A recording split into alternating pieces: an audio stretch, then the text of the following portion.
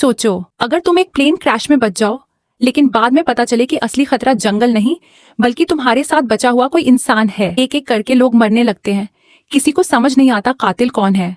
और सबसे डरावनी बात, इस प्लेन को शायद गलती से नहीं, जानबूझकर क्रैश करवाया गया था। कहानी की शुरुआत होती है एक छोटे पैसेंजर प्लेन से जो अमेरिका की तरफ जा रहा था। उसी दौरान एक यात्री हैरान होकर फ्लाइट अटेंडेंट से पूछता है कि आखिर फ्लाइट का रूट अचानक क्यों बदल दिया गया। फ्लाइट अटेंडेंट उसे समझाती है कि असली रूट पर मौसम बहुत खराब है, इसलिए पायलट ने खुद फैसला लेकर रास्ता बदल दिया है और अब विमान अमेज़न के ऊपर से उड़ान भरेगा। क्योंकि इस फ्लाइट में केवल 8 यात्री थे, इसलिए किसी ने इस बात को ज्यादा गंभीरता से नहीं लिया। लेकिन कुछ देर बाद अचानक पूरा विमान जोर जोर से हिलने लगता है। पायलट नोटिस करता है कि अचानक विमान का जीपीएस सिस्टम काम करना बंद कर चुका है, यहाँ तक कि कंट्रोल पैनल भी रिस्पॉन्ड नहीं कर रहा। पायलट तुरंत बेस स्टेशन से संपर्क करने की कोशिश करता है, लेकिन उसकी कोशिश भी नाकाम हो जाती है क्योंकि रेडियो कम्युनिकेशन सिस्टम भी बंद हो चुका था। लेकिन सबसे अजीब बात यह थी कि पायलट को जैसे पहले से अंदाजा था कि कुछ गलत होने वाला है। वो किसी तरह विमान को संभालते हुए अपने फोन से एक आखिरी वीडियो रिकॉर्ड करने लगता है। उस वीडियो में वो कहता है कि इस विमान में ऐसे बड़े बड़े राज छिपे हैं जिन्हें देखकर उसे पहले ही शक हो गया था कि कोई बड़ा हादसा हो सकता है। अब विमान तेजी से नीचे गिरने लगता है। सामने घना जंगल और ऊंचे पहाड़ दिखाई दे रहे थे। पायलट किसी तरह पैरों की शाखाओं का इस्तेमाल करके विमान की स्पीड कम करने की कोशिश करता है ताकि क्रैश का असर थोड़ा कम हो जाए। कई किलोमीटर तक घसीटने के बाद आखिरकार विमान रुक जाता है। यहाँ मौजूद लगभग सभी यात्री जिंदा बच जाते हैं, लेकिन फ्लाइट अटेंडेंट जिसने सीट बेल्ट नहीं पहनी थी वो मौके पर ही मर जाती है। अब सभी यात्री घबराकर एक दूसरे से चर्चा करने लगते हैं कि आखिर अब उन्हें क्या करना चाहिए। वो लोग पहले ये कंफर्म करते हैं कि फ्लाइट अटेंडेंट के अलावा किसी को कोई गंभीर चोट नहीं आई। इसके बाद 2 यात्री जल्दी से कॉकपिट में जाकर पायलट की हालत देखने लगते हैं, लेकिन वहां का दृश्य देखकर वो दंग रह जाते हैं। कुछ पेड़ों की बड़ी शाखाएं पायलट के सीने के आर पार हो चुकी थीं, फिर भी वो किसी तरह जिंदा था। दोनों यात्री धीरे धीरे सीट हटाने की कोशिश करते हैं ताकि पायलट ठीक से सांस ले सके। तभी अचानक विमान के बाहर आग लगने की आवाज आती है। सभी यात्री तुरंत विमान से बाहर निकल जाते हैं और आग बुझाने की कोशिश करने लगते हैं, क्योंकि अगर पूरा विमान जल गया तो रेस्क्यू की माने तक वो लोग रहेंगे कहाँ। कुछ समय बाद हालात थोड़े शांत होते हैं। अब सभी 8 यात्री एक साथ बैठकर समझने की कोशिश करते हैं क्या आखिर रूट बदलने के बाद वो अमेज़न के किस हिस्से में आ गए। किसी के फोन में कोई सिग्नल नहीं था, मतलब इस घने जंगल में सैटेलाइट फोन के बिना बाहर की दुनिया से संपर्क करना लगभग नामुमकिन था। ये जंगल सैकड़ों मील तक फैला हुआ था, यहाँ से पैदल निकलना भी असंभव जैसा था। सबसे बड़ी समस्या ये थी कि बाहर किसी को ये तक नहीं पता कि उनका विमान यहाँ क्रैश हुआ है, मतलब कोई उन्हें ढूंढने भी नहीं आएगा। तभी यात्रियों में से एक आदमी जिसका नाम जैक था सबका परिचय जानने की बात करता है। वो कहता है कि अगर सब एक दूसरे को समझेंगे तभी मिलकर सही फैसला ले पाएंगे कि आगे क्या करना है। जैक अपना परिचय देते हुए बताता है कि वो एक इंश्योरेंस इन्वेस्टिगेटर है। उसका काम लोगों को इंश्योरेंस फ्रॉड करने से रोकना है। वो अपना एक केस खत्म करके अमेरिका वापस लौट रहा था। इसके बाद दूसरा यात्री अपना नाम केविन बताता है। वो पेशे से एक डॉक्टर था। केविन बताता है कि कई साल डॉक्टर रहने के बाद उसने मेडिकल इक्विपमेंट का बिजनेस शुरू किया है और उसी काम से वो वापस अमेरिका जा रहा था। डॉक्टर केविन पायलट की हालत देखकर समझ जाता है कि उसकी वोकल कॉर्ड डैमेज हो चुकी है, इसलिए वो बोल नहीं पा रहा। लेकिन वही इकलौता इंसान था जो शायद उन्हें यहाँ से बाहर निकाल सकता था, इसलिए उसे हर हाल में बचाना जरूरी था। इसके बाद तीसरी यात्री अपना नाम क्रिस्टी बताती है। वो कहती है कि उसे दुनिया घूमना पसंद है और वो अपने ट्रैवल वीडियो सोशल मीडिया पर पोस्ट करती है, लेकिन जब उससे उसके अतीत के बारे में पूछा जाता है तो वो कुछ भी बताने से मना कर देती है। चौथा यात्री था कार्लोस। वो एक रेसलर था और मूल रूप से मेक्सिको का रहने वाला था। वो एक फाइटिंग प्रतियोगिता में हिस्सा लेने अमेरिका जा रहा था। इसके बाद एक युवा कपल अपना परिचय देता है। उनका नाम था डैनी और एमी। वो बताते हैं कि उनकी हाल ही में शादी हुई है और वो हनीमून के लिए अमेरिका जा रहे थे। आखिर में बचते हैं एक मिडिल एज कपल डेविड और लीजा। वो अमेरिका के एक छोटे शहर में होटल चलाते थे, लेकिन डेविड की हार्ट सर्जरी के लिए वो बाहर जा रहे थे। इस तरह सभी लोग एक दूसरे के बारे में थोड़ा बहुत जान लेते हैं। अब उनके साथ था घायल पायलट जो बोलने की हालत में नहीं था।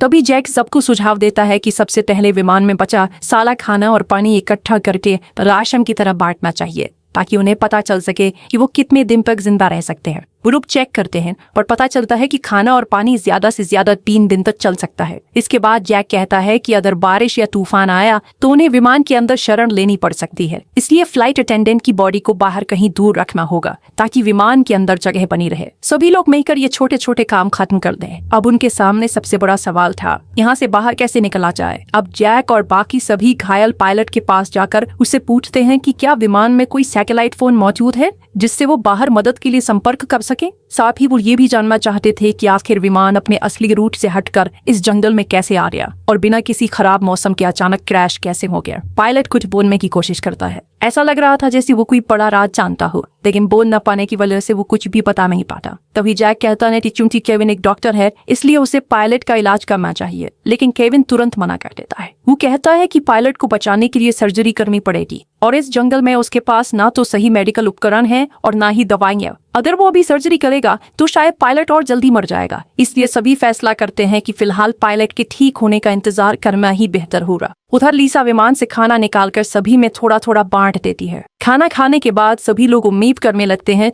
कि शायद वो यहाँ से बाहर निकल पाएंगे। तभी क्रिस्टी पास के एक ऊंचे पहाड़ की तरफ देखते हुए कहती है कि शायद अगर वो लोग ऊपर चढ़ जाएं तो किसी फोन में सिग्नल आ सकता है, इसलिए उन्हें वहां जाकर कोशिश करनी चाहिए। लेकिन तब तक शाम हो चुकी थी, इसलिए सभी तय करते हैं कि अगली सुबह वो पहाड़ की तरफ जाएंगे। तभी पायलट की हालत अचानक और खराब होने लगती है, यहाँ तक कि केविन जो अब तक कुछ नहीं कर रहा था वो भी समझ जाता है कि अगर कुछ नहीं किया गया तो पायलट वैसे ही मर जाएगा। इसलिए वो रिस्क लेने का फैसला करता है। केविन बताता है कि कई साल डॉक्टर रहने के बाद उसने मेडिकल इक्विपमेंट का बिजनेस शुरू किया है और उसी काम से वो वापस अमेरिका जा रहा था। डॉक्टर केविन पायलट की हालत देखकर समझ जाता है कि उसकी वोकल कॉर्ड डैमेज हो चुकी है, इसलिए वो बोल नहीं पा रहा, लेकिन वही इकलौता इंसान था जो शायद उन्हें यहाँ से बाहर निकाल सकता था, इसलिए उसे हर हाल में बचाना जरूरी था। इसके बाद तीसरी यात्री अपना नाम क्रिस्टी बताती है। वो कहती है कि उसे दुनिया घूमना पसंद है और वो अपने ट्रैवल वीडियो सोशल मीडिया पर पोस्ट करती है, लेकिन जब उससे उसके अतीत के बारे में पूछा जाता है तो वो कुछ भी बताने से मना कर देती है। चौथा यात्री था कार्लोस। वो एक रेसलर था और मूल रूप से मेक्सिको का रहने वाला था। वो एक फाइटिंग प्रतियोगिता में हिस्सा लेने अमेरिका जा रहा था। इसके बाद एक युवा कपल अपना परिचय देता है। उनका नाम था डैनी और एमी। वो बताते हैं कि उनकी हाल ही में शादी हुई है और वो हनीमून के लिए अमेरिका जा रहे थे। आखिर में बचते हैं एक मिडिल एज कपल डेविड और लीसा। वो अमेरिका के एक छोटे शहर में होटल चलाते थे, लेकिन डेविड की हार्ट सर्जरी के लिए वो बाहर जा रहे थे। इस तरह सभी लोग एक दूसरे के बारे में थोड़ा बहुत जान लेते हैं। अब उनके साथ था घायल पायलट जो बोलने की हालत में नहीं था। तभी जैक सबको सुझाव देता है कि सबसे पहले विमान में बचा साला खाना और पानी इकट्ठा करके राशन की तरह बांटना चाहिए, ताकि उन्हें पता चल सके कि वो कितने दिन तक जिंदा रह सकते हैं। वो लोग चेक करते हैं और पता चलता है कि खाना और पानी ज्यादा से ज्यादा 3 दिन तक चल सकता है। इसके बाद जैक कहता है कि अगर बारिश या तूफान आया तो उन्हें विमान के अंदर शरण लेनी पड़ सकती है, इसलिए फ्लाइट अटेंडेंट की बॉडी को बाहर कहीं दूर रखना होगा ताकि विमान के अंदर जगह बनी रहे। सभी लोग मिलकर ये छोटे छोटे काम खत्म कर दें। अब उनके सामने सबसे बड़ा सवाल था, यहाँ से बाहर कैसे निकला जाए। अब जैक और बाकी सभी घायल पायलट के पास जाकर उससे पूछते हैं कि क्या विमान में कोई सैटेलाइट फोन मौजूद है जिससे वो बाहर मदद के लिए संपर्क कर सके। साथ ही वो ये भी जानना चाहते थे कि आखिर विमान अपने असली रूट से हटकर इस जंगल में कैसे आ गया और बिना किसी खराब मौसम के अचानक क्रैश कैसे हो गया। पायलट कुछ बोलने की कोशिश करता है। ऐसा लग रहा था जैसे वो कोई बड़ा राज जानता हो, लेकिन बोल न पाने की वजह से वो कुछ भी बता नहीं पाता। तभी जैक कहता है कि चूंकि केविन एक डॉक्टर है इसलिए उसे पायलट का इलाज करना चाहिए, लेकिन केविन तुरंत मना कर देता है। वो कहता है कि पायलट को बचाने के लिए सर्जरी करनी पड़ेगी और इस जंगल में उसके पास ना तो सही मेडिकल उपकरण है और ना ही दवाइयां। अगर वो अभी सर्जरी करेगा तो शायद पायलट और जल्दी मर जाएगा। इसलिए सभी फैसला करते हैं कि फिलहाल पायलट के ठीक होने का इंतजार करना ही बेहतर होगा। उधर लिसा विमान से खाना निकालकर सभी में थोड़ा थोड़ा बांट देती है। खाना खाने के बाद सभी लोग उम्मीद करने लगते हैं कि शायद वो यहाँ से बाहर निकल पाएंगे। तभी क्रिस्टी पास के एक ऊंचे पहाड़ की तरफ देखते हुए कहती है कि शायद अगर वो लोग ऊपर चढ़ जाएं तो किसी फोन में सिग्नल आ सकता है, इसलिए उन्हें वहां जाकर कोशिश करनी चाहिए। लेकिन तब तक शाम हो चुकी थी, इसलिए सभी तय करते हैं कि अगली सुबह वो पहाड़ की तरफ जाएंगे। तभी पायलट की हालत अचानक और खराब होने लगती है, यहाँ तक कि केविन जो अब तक कुछ नहीं कर रहा था वो भी समझ जाता है कि अगर कुछ नहीं किया गया तो पायलट वैसे ही मर जाएगा। इसलिए वो रिस्क लेने का फैसला करता है। पाइस को पास के पहाड़ की चोटी तक ले जाकर एक्टिवेट कर दे तो शायद मदद मिल सकती है। उसका सिग्नल बहुत दूर तक जाएगा। साथ ही कार्लोस कहता है कि डिवाइस जितनी खराब हुई है वो उसे अगले दिन तक ठीक कर देगा। यह सुनकर सभी थोड़ी राहत की सांस लेते हैं, क्योंकि आखिरकार उन्हें बाहर निकलने की एक उम्मीद दिखाई देने लगी थी। कार्लोस बताता है कि उसके पिता पहले इलेक्ट्रिशियन थे और उसने उन्हीं से ये सब काम सीखा था, लेकिन वो खुद एक फाइटर बनना चाहता था, इसलिए उसने अपने पिता का काम छोड़ दिया। तभी जैक कहता है कि ठीक है, आज कार्लोस जीपीएस डिवाइस ठीक करेगा और कल सुबह सभी पहाड़ पर चढ़कर उसे एक्टिवेट करेंगे। लेकिन तभी लिसा एक बुरी खबर देती है। वो बताती है कि उनका खाना चोरी हो गया है। हालांकि उन्हें यहाँ फंसे सिर्फ 1 दिन हुआ था। जो खाना 3 दिन तक चलना था वो लगभग खत्म हो चुका था। पर जैक और क्रिस्टी तुरंत विमान के अंदर जाकर जांच करने लगते हैं कि आखिर खाना किसने चुराया। उन्हें समझ आ जाता है कि किसी ने जानबूझकर राशन खत्म किया है। इसी दौरान जैक नोटिस करता है कि क्रिस्टी बहुत प्रोफेशनल तरीके से जांच कर रही है। तब वो कहता है कि वो कोई साधारण ट्रैवलर नहीं हो सकती, क्योंकि आम इंसान इस तरह जांच नहीं करता। तब आखिरकार क्रिस्टी सच बताती है। वो असल में एक रिपोर्टर थी जो अलग अलग देशों में जाकर गैंग्स और अपराधियों का पर्दाफाश करती थी। इसीलिए उसने अपने बारे में झूठ बोला था, ताकि अगर यात्रियों में कोई अपराधी हो तो वो उस पर हमला ना करे। मतलब वहाँ मौजूद हर इंसान अपने अतीत के बारे में कुछ न कुछ छिपा रहा था। अब क्योंकि उनके पास खाने और पानी की कमी हो चुकी थी, इसलिए कार्लोस को जीपीएस डिवाइस ठीक करने के लिए छोड़कर बाकी सभी लोग जंगल में खाने और पानी की तलाश में निकल पड़ते हैं। चलते चलते उन्हें रास्ते में नीले रंग के कुछ मशरूम दिखाई देते हैं। क्रिस्टी अपने रिपोर्टिंग अनुभव से तुरंत समझ जाती है कि ये जहरीले मशरूम है और इन्हें खाने से कुछ घंटों में इंसान की मौत हो सकती है। वो सभी को चेतावनी देती है कि कोई भी गलती से इन्हें हाथ न लगाए। साथ ही वो ये भी बताती है कि ऐसे मशरूम आमतौर पर गीली जगहों पर उगते हैं, मतलब आसपास कहीं पानी का बड़ा स्रोत जरूर होगा। थोड़ा आगे बढ़ने पर उन्हें सच में एक तालाब मिल जाता है, लेकिन वहाँ का पानी साफ नहीं था, इसलिए उसे पीने लायक बनाने का तरीका ढूंढना जरूरी था। तभी अचानक पीछे से गोली चलने की आवाज आती है। सभी लोग डर कर पीछे दौड़ते हैं। वहाँ पहुंचकर वो देखते हैं कि डेविड ने अपनी बंदूक से एक बंदर का शिकार किया है ताकि वो लोग उसे खाकर अपना पेट भर सकें। असल में डेविड और लीसा के पास एक बंदूक थी जिसके बारे में उन्होंने किसी को नहीं बताया था। लीसा कहती है कि वो लोग किसी को डराना नहीं चाहते थे, इसलिए उन्होंने ये बात छुपाई। अब डेविड के शिकार किए हुए बंदर को पकाकर सभी लोग रात का खाना खाते हैं। उधर क्रिस्टी और जैक मिलकर तालाब के पानी को साफ करने का तरीका भी निकाल लेते हैं। इस तरह कम से कम आज की ये खाने और पानी की समस्या खत्म हो जाती है। लेकिन एनी बंदर का मांस नहीं खा पाती, इसलिए उसका हिस्सा खराब न हो इसके लिए डेविड खुद उसका खाना भी खा लेता है। खाना खत्म होने के बाद जैक सभी से पूछता है कि क्या किसी और के पास भी डेविड और लीसा की तरह कोई खतरनाक चीज छुपी हुई है, जो कि अब हर किसी को सब कुछ जानने का हक था। तब कार्लोस अपना बैग खोल कर दिखाता है। उसके पास सिर्फ उसका फाइटिंग मास्क था जो उसकी फाइटर पहचान को रिप्रेजेंट करता था। साथ ही वो कहता है कि कल वो लोग जीपीएस डिवाइस के जरिए मदद के लिए सिग्नल भेज देंगे, इसलिए फिलहाल उन्हें एक दूसरे से डरने की जरूरत नहीं है। लेकिन उसी रात जब सभी लोग सो रहे थे, अचानक डेविड की तबीयत खराब होने लगती है और दूर अंधेरे में कोई इंसान छिपकर ये सब देख रहा था। अब वही रहस्यमयी इंसान अपना सैटेलाइट फोन निकालता है और किसी लड़की को कॉल करता है। वो कहता है कि उनका प्लान अब तक पूरी तरह सफल रहा है और वो इसे और तेजी से आगे बढ़ाएगा। मतलब उन यात्रियों में से किसी एक के पास सैटेलाइट फोन मौजूद था, लेकिन उसने जानबूझकर उसे सबसे छुपा रखा था और शायद वही शुरू से ये सब कर रहा था। अगर अब तक वीडियो इंटरेस्टिंग लग रही है तो एक क्विक लाइक जरूर कर दो और चैनल को सब्सक्राइब कर लो, क्योंकि आगे जो ट्विस्ट आने वाले हैं वो शायद तुम बिल्कुल भी एक्सपेक्ट नहीं करोगे। लेकिन क्यों? ये अभी भी एक बड़ा रहस्य था। अगली सुबह सभी लोग लीसा के रोने की आवाज सुनकर जागते हैं, क्योंकि रात में डेविड की मौत हो चुकी थी। डॉक्टर केविन उसकी जांच करके बताता है कि उसके मुंह से झाग निकल रहा है, मतलब उसे फूड पॉइजनिंग हुई थी और शायद उसे वही जहरीले मशरूम खिलाए गए थे जो उन्होंने पिछले दिन जंगल में देखे थे। ये सुनते ही लीसा गुस्से में आ जाती है। वो सभी पर चिल्लाने लगती है कि उनमें से कोई एक इंसान सबको एक एक करके मार रहा है, लेकिन अब तक किसी को ये समझ में ही आ रहा था कि आखिर कोई ऐसा क्यों करेगा। इन 8 लोगों में से तो कोई भी एक दूसरे को पहले से जानता तक नहीं था। तब लीसा सभी को बताती है कि पायलट की मौत भी सामान्य नहीं थी। उसे उसी समय समझ आ गया था कि किसी ने जानबूझकर उसका दम घोंटा था, लेकिन उसने उस वक्त कुछ नहीं कहा ताकि सभी लोग आपस में लड़ने न लगे। अब लीसा को याद आता है कि उसने ये सारी बातें डेविड को बताई थीं और उसी दौरान उसे महसूस हुआ था कि कोई उनकी बातें सुन रहा था। मतलब जिसने उनकी बातें सुनी उसी ने बाद में डेविड को निशाना बनाया, जो कि डेविड सच के करीब पहुंच चुका था। अब सभी को समझ आने लगता है कि जब उन्होंने जंगल में जहरीले मशरूम देखे थे तब किसी ने चुपके से कुछ मशरूम उठा लिए थे और आपने उन्हें डेविड के खाने में मिला दिया। सबसे डरावनी बात ये थी कि डेविड ने एमी का खाना भी खाया था, मतलब शायद असली निशाना एमी थी। अब वहाँ मौजूद हर इंसान डर जाता है, क्योंकि अगर उनमें से कोई एक कातिल है तो हर किसी की जान खतरे में थी। ऊपर से विमान का अचानक क्रैश होना, फिर एक एक करके लोगों का मरना, ये सब साफ इशारा कर रहा था कि ये कोई हादसा नहीं बल्कि पहले से बनाई गई योजना थी। अब सभी लोग अलग अलग रहने लगते हैं, क्योंकि कोई भी किसी पर भरोसा नहीं कर पा रहा था। उधर डैनी एमी को पायलट का फोन दिखाता है जिसे उसने पहले छुपा लिया था। उस फोन में पायलट की आखिरी वीडियो रिकॉर्डिंग मौजूद थी। वीडियो में पायलट खुद कह रहा था कि विमान में कोई बहुत बड़ा राज छुपा हुआ है और विमान को जानबूझकर क्रैश करवाया गया है। डैनी और एमी वो वीडियो बाकी सभी को भी दिखा देते हैं। अब सभी पूरी तरह यकीन कर लेते हैं कि यहाँ सच में कोई बड़ा खेल चल रहा है और पिछले दोनों लोगों की मौत महज हादसा नहीं थी। इसी दौरान कार्लोस बताता है कि उसने आखिरकार जीपीएस डिवाइस ठीक कर ली है। अब उन्हें सिर्फ पहाड़ की चोटी तक पहुंचकर उसे एक्टिवेट करना था, लेकिन अब कोई किसी पर भरोसा नहीं कर रहा था, क्योंकि अगर असली कातिल उनके बीच मौजूद था तो वो कभी नहीं चाहेगा कि मदद पहुंचे। अगर जीपीएस चालू हो गया तो सभी लोग यहाँ से बच निकलेंगे। अब सभी चर्चा करने लगते हैं कि पहाड़ पर कौन जाएगा और कौन नीचे कैंप की सुरक्षा करेगा। आखिरकार जैक कहता है कि वो नीचे रहकर कैंप संभालेगा, जबकि कार्लोस, डॉक्टर केविन और क्रिस्टी पहाड़ पर जाकर जीपीएस डिवाइस इंस्टॉल करेंगे। तीनों लोग अब डिवाइस लेकर पहाड़ की तरफ बढ़ने लगते हैं। उनका प्लान साफ था, अगर उनमें से कोई एक कातिल निकला तो बाकी 2 लोग मिलकर उसे संभाल लेंगे। उधर चढ़ाई के दौरान कार्लोस च्युइंग गम चबाने लगता है।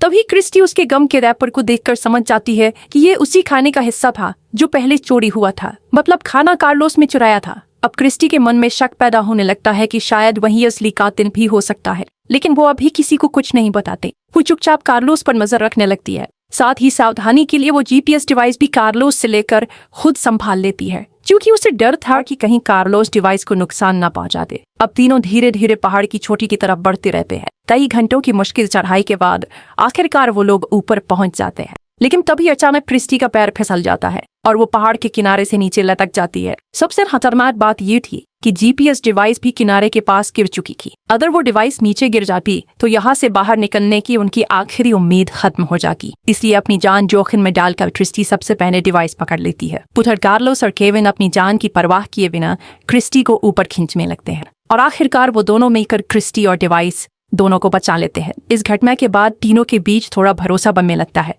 क्योंकि अगर उनमें से कोई कातिल होता तो वो आसानी से बाकी लोगों को मरने के लिए छोड़ सकता था, लेकिन उन्होंने एक दूसरे की जान बचाई। अब आखिरकार कार्लोस जीपीएस डिवाइस इंस्टॉल करना शुरू करता है। उधर डॉक्टर केविन अपने फोन में सिग्नल चेक करता है, लेकिन अब भी कोई नेटवर्क नहीं था। मतलब अब उनकी आखिरी उम्मीद सिर्फ यही जीपीएस डिवाइस थी। कुछ देर बाद कार्लोस खुश होकर बताता है कि डिवाइस आखिरकार एक्टिवेट हो चुकी है और कुछ घंटों में उसका सिग्नल दूर तक पहुंच जाएगा। अब सूरज डूबने लगा था, इसलिए तीनों वापस कैंप की तरफ लौटने लगते हैं। उधर नीचे कैंप में मौजूद बाकी लोग अब एक दूसरे पर बिल्कुल भरोसा नहीं कर पा रहे थे। लिसा अपनी बंदूक लेकर जैक को दूर रहने के लिए कहती है, क्योंकि अपने पति की मौत के बाद अब उसे हर इंसान पर शक होने लगा था। उधर डैनी भी एमी पर गुस्सा करने लगता है। वो एमी से कहता है कि अब से वो किसी और से बात नहीं करेगी और हर चीज वही संभालेगा। लेकिन अब एमी खुद डैनी पर शक करने लगी थी। उसे लगने लगा कि शायद उसने अपने ड्राइवर के साथ भागकर बहुत बड़ी गलती कर दी, क्योंकि वो डैनी के अतीत के बारे में कुछ भी नहीं जानती थी। वो सिर्फ प्यार में अंधी होकर उसके साथ भाग आई थी और अब इस जंगल में एक एक करके लोग मर रहे थे।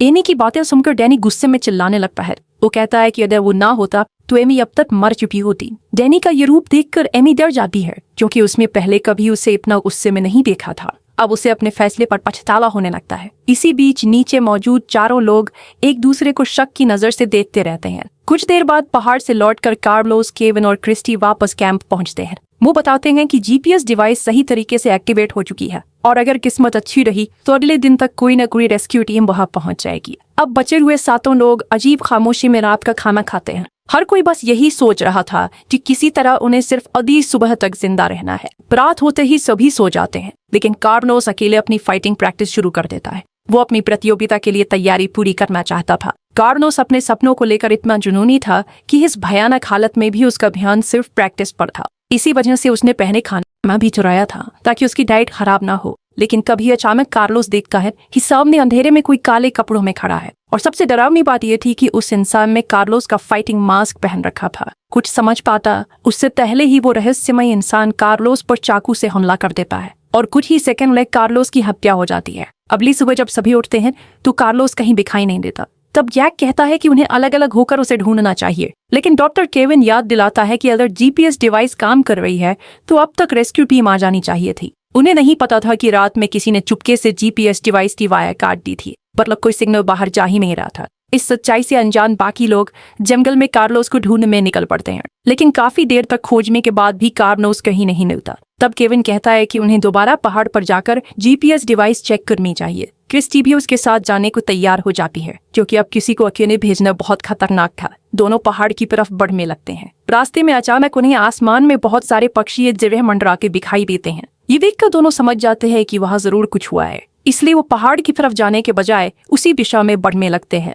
और वहां पहुंचकर उनका दिल दहल जाता है, क्योंकि वह कार्लोस की लाश पड़ी थी। किसी ने पिछली रात उसकी हत्या करके उसकी बॉडी वहां फेंक दी थी। अब केविन और क्रिस्टी वापस कैंप लौटते हैं और बाकी लोगों को बताते हैं कि उन्होंने एक और साथी खो दिया है। अब सभी का शक सीधे डैनी और एमी पर जाने लगता है, क्योंकि पिछली रात कार्लोस उन्हीं दोनों के सबसे पास सोया था। हालांकि डैनी समझाने की कोशिश करता है कि वो ऐसा क्यों करेगा, लेकिन अब हर किसी के दिमाग में एक ही सवाल घूम रहा था, अगर उनमें से कोई एक कातिल है तो आखिर उसका मकसद क्या है। वो एक एक करके सबको क्यों मार रहा है? तभी लीसा बताती है कि पिछली रात उसकी बंदूक की सारी गोलियां चोरी हो गईं। उसके पास अब सिर्फ एक आखिरी गोली बची थी जो उसकी जेब में थी। यह सुनकर केविन कहता है कि जब उसने डैनी का इलाज किया था तब उसने उसकी पीठ पर एक टैटू देखा था, और ऐसा टैटू आमतौर पर गैंग के लोग बनवाते हैं। मतलब डैनी किसी गैंग से जुड़ा हो सकता है। ऊपर से एमी भी उसके अपीब के बारे में कुछ नहीं जानती थी, इसलिए शक और बढ़ जाता है। लेकिन डैनी कहता है कि वो टैटू उसने खुद नहीं बनवाया था, उसे झूठे केस में जेल भेजा गया था और वहाँ गैंग के लोगों ने जबरदस्ती उसके शरीर पर वो टैटू बना दिया।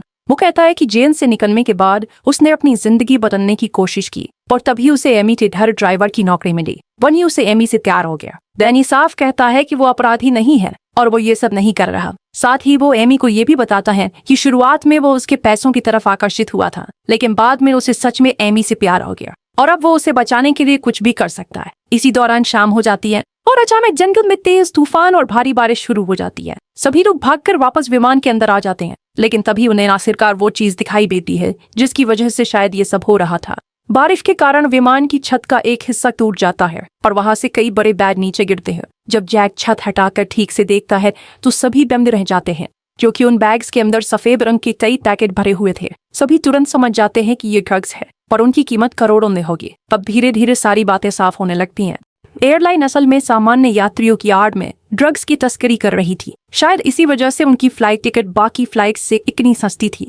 अब डैनी, जिसने पहले गैंग के साथ काम किया था, वो तुरंत पहचान जाता है कि यह बहुत बड़ा ड्रग ऑपरेशन है। उसे समझ आ जाता है कि शायद एयरलाइन का राज किसी तरह लीक हो गया था और इसलिए विमान को जानबूझकर इस जंगल में क्रैश करवाया गया।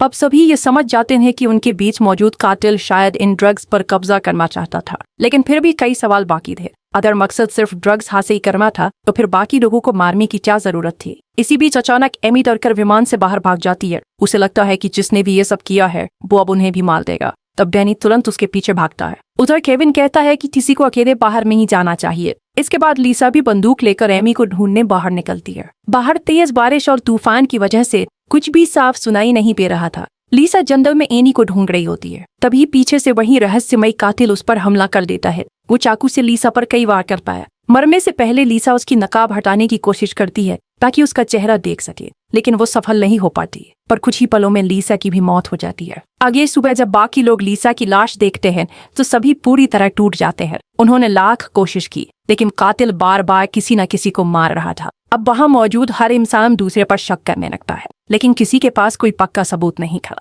तभी अचानक क्रिस्टी अपनी बंदूक जैक की तरफ तान देती है। वो कहती है कि उसे जैक के सामान से लीसा की बंदूक की चोरी हुई गोलियां मिली हैं, मतलब जैक ही असली कातिल हो सकता है। लेकिन क्रिस्टी के पास सिर्फ यही सबूत नहीं था, उसे जैक के बैग से एक सैटेलाइट फोन भी मिला था। अब क्रिस्टी पूरी तरह यकीन कर चुकी थी कि जैक ही ये सब कर रहा है।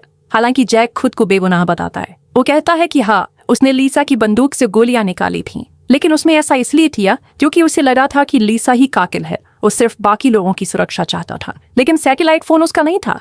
जैक कहता है कि असली कातिल में ही उसे फंसाने के लिए वो फोन उसके बैग में रखा है। तभी केविन जल्दी से कहता है कि उन्हें उस सैटेलाइट फोन से तुरंत मदद मांगनी चाहिए, लेकिन क्रिस्टी बताती है कि वो पहले ही कोशिश कर चुकी है। फोन में एक पासवर्ड लगा हुआ है और बिना पासवर्ड के वो इस्तेमाल नहीं हो सकता। अब क्योंकि फोन जैक के बैग से मिला था, इसलिए सभी को लगता है कि पासवर्ड सिर्फ जैक को ही पता होगा। लेकिन जैक बार बार कहता है कि फोन उसका नहीं है और उसे कोई पासवर्ड नहीं पता। अब डैनी गुस्से में जैक पर हमला कर देता है, लेकिन केविन उसे रोकते हुए कहता है कि अगर उन्होंने जैक को मार दिया तो फिर फोन कभी अनलॉक नहीं होगा और तब वो लोग यहाँ से बाहर नहीं निकल पाएंगे। इसलिए फिलहाल जैक को जिंदा रखना जरूरी था। इसके बाद वो लोग जैक को बांध देते हैं। अब बचे हुए 4 लोग फैसला करते हैं कि किसी को जैक से सच उगलवाना होगा और आखिरकार ये जिम्मेदारी डॉक्टर केविन को दी जाती है। केविन जैक के पास जाकर एक बार फिर उससे पासवर्ड पूछता है, लेकिन जैक फिर वही कहता है कि उसे कुछ नहीं पता। अब मजबूर होकर केविन उसे टॉर्चर करना शुरू कर देता है। वो उसके नाखून उखाड़ने लगता है। उधर उसी समय क्रिस्टी, डैनी और एमी पहाड़ पर लगे जीपीएस डिवाइस को चेक करने निकलते हैं। वहां पहुंचकर वो लोग देखकर दंग रह जाते हैं, क्योंकि किसी ने जीपीएस डिवाइस की वायर निकाल दी थी। मतलब इतने समय से कोई सिग्नल बाहर जा ही नहीं रहा था। अब क्रिस्टी जल्दी से वायर वापस जोड़ती है और आखिरकार जीपीएस डिवाइस दोबारा चालू हो जाती है। अब उनकी लोकेशन अमेरिका तक पहुंच जाती है, जहां लोग कई दिनों से उस लापता विमान को खोजने की कोशिश कर रहे थे। लेकिन समस्या ये थी कि लोकेशन अमेजन जंगल के उस हिस्से में थी जो अमेरिका की सीमा के बाहर आता था। ऊपर से एयरलाइन भी अमेरिकी रजिस्टर्ड नहीं थी, इसलिए अमेरिकी सेना वहां सीधे नहीं जा सकती थी। इसी दौरान एक सरकारी इन्वेस्टिगेटर जिसका नाम क्लेयर था एयरलाइन के ऑफिस पहुंचती है। वो कंपनी के खिलाफ जांच शुरू करने का आदेश देती है, क्योंकि उनका एक विमान कई दिनों से गायब था और कंपनी ने इस बारे में किसी को कोई जानकारी नहीं दी थी। लेकिन एयरलाइन की मैनेजर कोरा मुस्कुराते हुए कहती है कि वो आराम से जांच कर सकती है, क्योंकि विमान अमेरिका के बाहर क्रैश हुआ है और वहां सिर्फ मैक्सिकन आर्मी ही जा सकती है। इसी दौरान एक बड़ा खुलासा होता है। वो इन्वेस्टिगेटर क्लेयर असल में जैक की पत्नी थी और जैक एयरलाइन के खिलाफ एक गुप्त मिशन पर गया था। वो इस पूरी ड्रग तस्करी की जांच कर रहा था, इसीलिए क्लेयर अब उसे ढूंढने की कोशिश कर रही थी। इस खुलासे के बाद एक बात साफ हो जाती है, जैक असली कातिल नहीं हो सकता। लेकिन जंगल में मौजूद बाकी लोग अभी भी उसी पर शक कर रहे थे। उधर जंगल में क्रिस्टी अकेले जैक के पास आती है। अब उसे भी लगने लगा था कि शायद जैक को फंसाया जा रहा है। जैक उसे समझाता है कि अगर वो सच में कातिल होगा तो वो सिर्फ गोलियां नहीं बल्कि पूरी बंदूक चुरा लेता और फिर बाकी लोगों को आसानी से मार सकता था। लेकिन उसने ऐसा नहीं किया। क्रिस्टी को उसकी बात सही लगती है, इसलिए वो चुपचाप जैक की रस्सियां खोल देती है और उसे वहां से भाग जाने के लिए कहती है, ताकि बाकी लोग उसे दोबारा टॉर्चर न कर सकें। अभी सुबह जब बाकी लोग देखते हैं कि जैक गायब है तो वो हैरान रह जाते हैं। क्रिस्टी ऐसे व्यवहार करती है जैसे उसे कुछ पता ही ना हो, लेकिन डैनी और एमी डर जाते हैं, क्योंकि अगर जैक सच में कातिल हुआ तो अब वो आजाद था और वो किसी से भी बदला ले सकता था, खास तौर पर केविन से, जिसने पिछली रात उसे बुरी तरह टॉर्चर किया था। अब केविन खुद डरने लगता है। तभी डैनी फैसला करता है कि वो एमी को लेकर बाकी लोगों से अलग हो जाएगा, क्योंकि अब उसे किसी पर भरोसा नहीं था। लेकिन क्रिस्टी उसे समझाने की कोशिश करती है। वो कहती है कि अगर सभी अलग अलग हो गए तो असली कातिल के लिए लोगों को मारना और आसान हो जाएगा। लेकिन डैनी कहता है कि इतने दिनों तक साथ रहने के बावजूद उनके कई साथी मर चुके हैं, इसलिए अब अलग होना ही बेहतर है। उधर जैक भी कैंप से दूर जाकर अकेले रहने के लिए कोई सुरक्षित जगह ढूंढने लगता है, क्योंकि अब सिर्फ क्रिस्टी को छोड़कर बाकी सभी उसे कातिल मान रहे थे। इसी बीच डैनी एमी को भरोसा दिलाता है कि वो उसे कुछ में नहीं होने देगा। वो कहते हैं कि अब GPS डिवाइस चालू हो चुकी है और जल्द ही रेस्क्यू टीम वहां पहुंच जाएगी। और सच में ऐसा ही होता है। मैक्सिकन आर्मी को आखिरकार उनका सिग्नल मिल जाता है। अब सेना की एक टीम हेलीकॉप्टर लेकर अमेजन जंगल की तरफ रवाना हो जाती है। उधर जंगल में डैनी और एमी एक साथ बैठे हुए थे, जबकि बाकी लोग अलग अलग दिशाओं में चले गए थे। तभी अचानक पूरे जंगल में कई गोलियों की आवाज गूंजती है। ये आवाज सुनकर बाकी सभी लोग तेजी से वापस कैंप की तरफ दौड़ते हैं, लेकिन वहां पहुंचकर उनके होश उड़ जाते हैं, क्योंकि डैनी और एमी दोनों जमीन पर पड़े थे। किसी ने पीछे से गोली मारकर दोनों की हत्या कर देखी। अब जंगल में सिर्फ 3 लोग बचे थे, क्रिस्टी, डॉक्टर केविन और जैक। तीनों एक दूसरे को शक भरी नजरों से देखने लगते हैं, क्योंकि अब साफ था कि असली कातिल इन्हीं 3 लोगों में से कोई एक है, वही इंसान जिसने शुरू से एक एक करके सबको मारा। उधर दूसरी तरफ सेना का हेलीकॉप्टर भी धीरे धीरे उसी लोकेशन की तरफ बढ़ रहा था। आगे की कहानी में और भी बड़े ट्विस्ट सामने आएंगे, जहां पता चलेगा कि असली कातिल कौन है और आखिर इस पूरे प्लेन क्रैश के पीछे असली मास्टरमाइंड कौन था। बाकी कहानी देखेंगे अगले पार्ट में। अगर तुम्हें भी लगता है कि इस जंगल में जो हो रहा था उसके पीछे कोई बहुत बड़ा मास्टरमाइंड है, तो वीडियो को लाइक करो और चैनल को सब्सक्राइब जरूर करो, कि अगले पार्ट में सच और भी ज्यादा खतरनाक होने वाला है, जहां रिवील होगा असली कातिल कौन था, प्लेन क्रैश के पीछे का असली राज क्या था